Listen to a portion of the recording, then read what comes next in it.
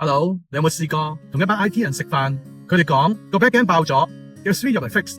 然後咧，你成餐飯咧淨係識點頭同埋夾餸。今日學識咧呢10個詞，幫你下次咧扮專家，扮到咧 LinkedIn 咧都會有人過嚟咧 PM 挖角你。第一 ，Prompt Engineering， 佢唔係乜嘢新嘅工種，講白啲就係同 AI 吹水嘅藝術。叫 AI 寫詩，佢寫垃圾。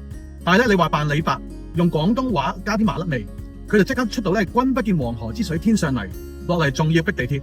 呢個咧就係高手。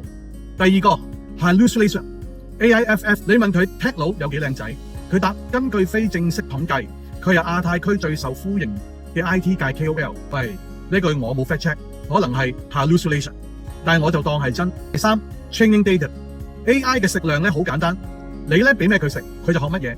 你俾佢睇足10年嘅東張西，佢唔會變愛因斯坦，但會識得咧踢爆你隔籬屋個阿嬸圍嚟泊車。第四啦 AGI， 即係通用人工智能。早排咧 OpenAI 個 Sam Altman 先講 AGI 可能幾年內會出現，到時 AI 咧唔單止幫你寫 email， 直頭咧幫你諗埋點樣加人工，點樣追女仔，點樣同奶奶講數。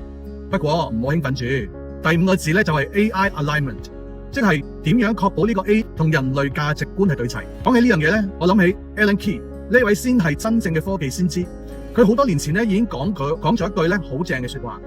Alan Key 話齋，預測未來嘅最好嘅方法就係發明佢。The best way to predict the future is to invent it。哇！佢呢一句嘢講嗰陣咧，你同我仲係用緊一啲舊式嘅電話。你睇今時今日嘅香港，幾多人淨係識得等個未來降臨，等個市好翻，等個 app 爆紅，等老闆加人工。但係真正改變遊戲規則嗰班人咧，佢哋已經衝咗入去做 prompt engineering， 衝入去搞 AI 嘅 set up， 甚至簡單到 AI 幫自己份稿提升咗10倍嘅效率。發明未來唔係叫你真係去砌一隻 Iron Man 出嚟，而係由你用一個新嘅詞語、一個新嘅諗法去調動成個嘅局面。好，最後5個字精華嚟㗎。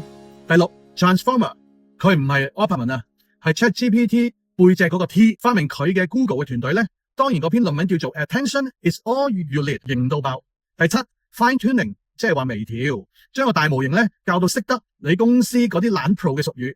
第8 Token， 唔係地鐵單程飛啊，係 AI 處理文本嘅計價單位。你每打一粒中文字，可能食你2個 token。第9 Inference， 即係 AI 落場交波嗰一下，你問佢聽日會唔會打8號風球，佢計完一輪之後答你唔會。呢個過程咧就係叫 Inference。第10 GPU AI 界嘅石油，冇咗佢，你覺得 token 推極都唔會喐。好啦，講完呢10個字，你會唔會即刻變 AI 嘅大神？呢個當然唔會啦，但係至少下次開會，隔籬嗰個 IT 哥哥講我哋要 fine tune 個 model 嚟減低個 hallucination， 你唔會以為佢叫你教個學生唔好食咁多獨菇。最後問大家 Alan Kay 話發明未來，如果俾你寫一個 prompt 去發明一樣嘢改變世界，你會記 AI 做啲咩呢？留言話俾我聽，我最想 AI 幫我發明乜嘢？記得 like share 撳埋個鐘，我係 John， 帶你辦公室求生，笑住贏。